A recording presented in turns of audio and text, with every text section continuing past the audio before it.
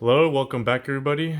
My previous unboxing video, you guys suggested that I should talk. So now I'm going to talk.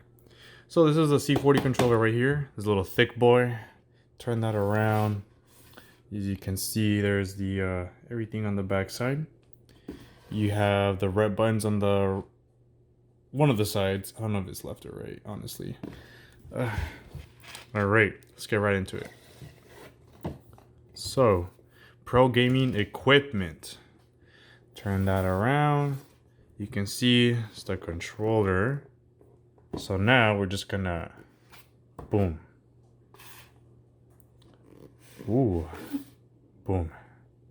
All right, well, so here we have the manual and everything. So we can just close that.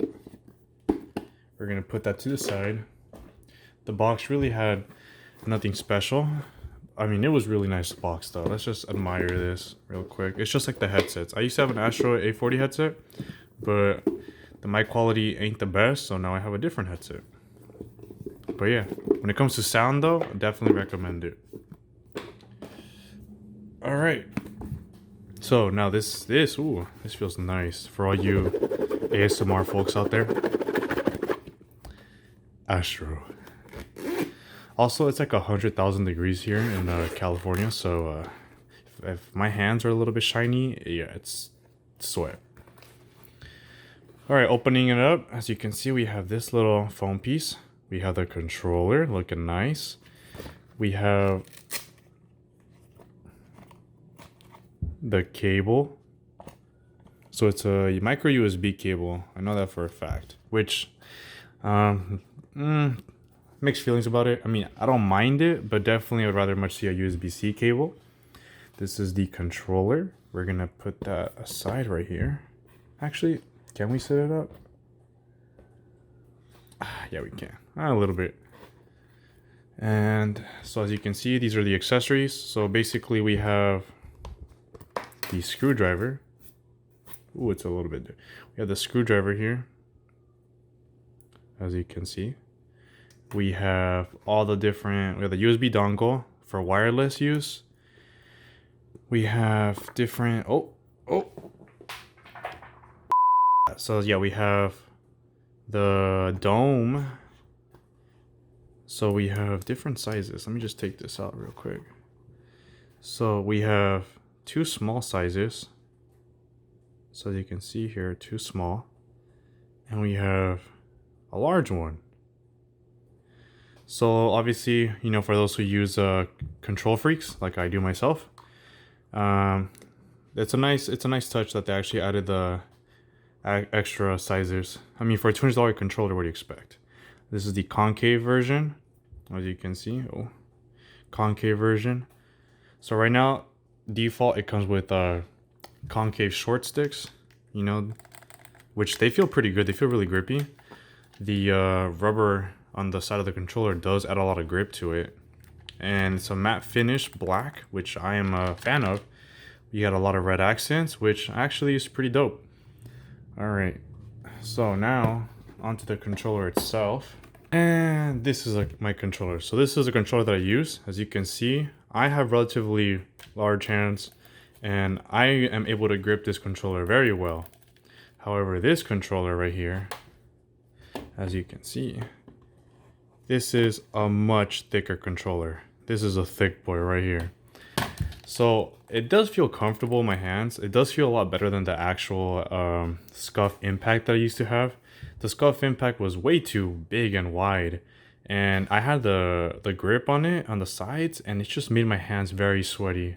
I don't know why, but anyway, so as you can see here, Astro logo, PS button.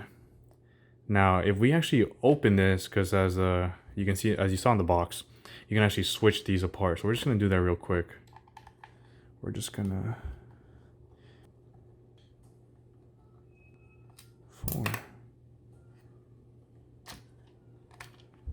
So as you can see, this comes off. Oh, I accidentally took off the. So here you go. Okay, pretty nice, pretty nice. Set that aside. This is the controller.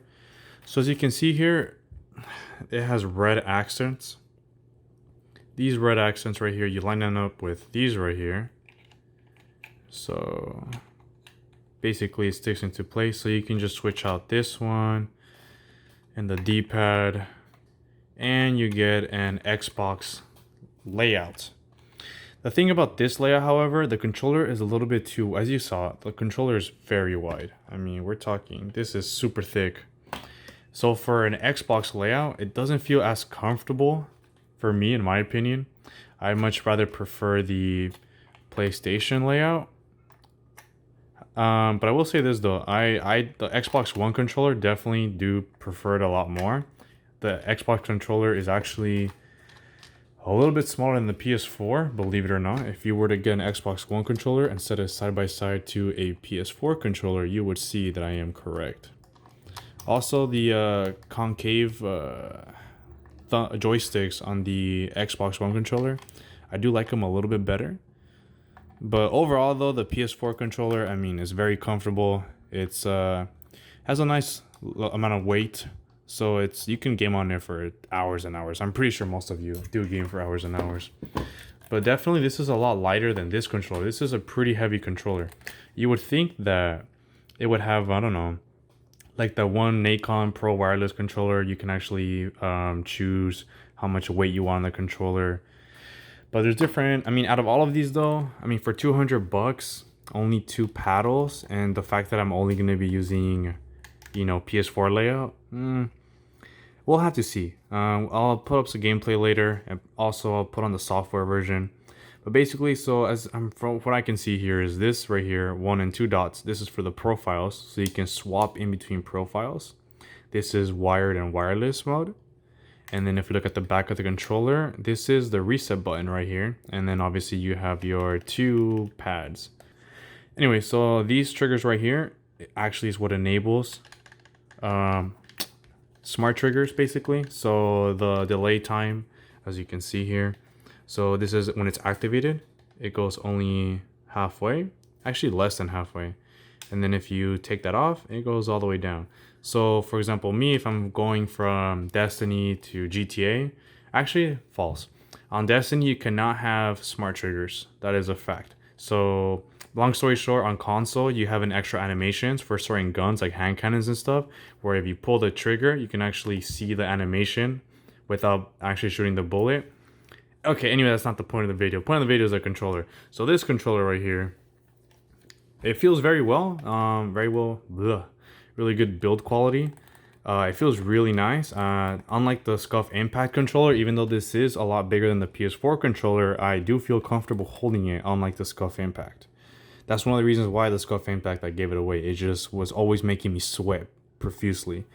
Now, another really quick tip is that, so as you saw earlier when I dismantled the controller and I put it back together, whenever you do that, you actually have to reset the controller. So you have to hold on, you have to long press the reset button and then not touch the controller at all until it vibrates again after like 30 seconds, and then that gets recalibrated, and then you don't have that stick drift that you will hear a lot about in the next few videos. Also, when you want to assign a button to a paddle, you just have to hold it until it vibrates, and then you just press what you want, and then you press the button that you want, and boom, assigns it. I prefer my X to be on my left side all the time. I know some people, or even on some default controllers, the X is always on the right side.